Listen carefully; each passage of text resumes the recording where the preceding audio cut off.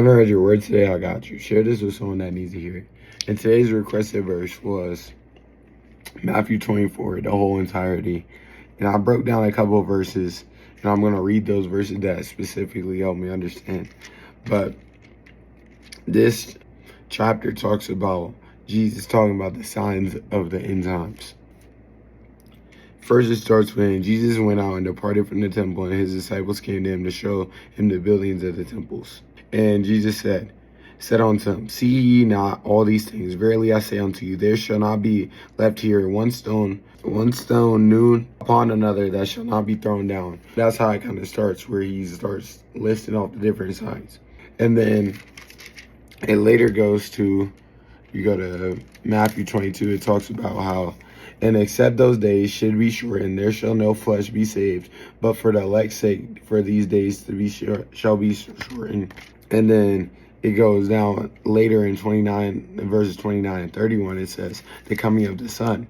And those verses is where it gets to, immediately after the tribulation of those days shall the sun be darkened, and the moon shall not give her light, and the sun shall fall from heaven, and the stars from the heaven shall be shaken. We see the different signs that God is telling us about.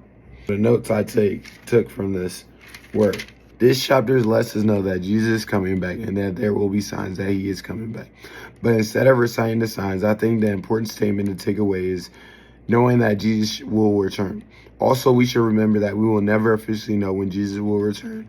But put your faith in the blood of Jesus and keep growing your relationship and hold on to him and hold on to that hope that he will return. That's how we keep moving forward. Furthermore, I went in more detail. It says Matthew 24, verse 22 talks about events that will be occurring during the second coming of Jesus.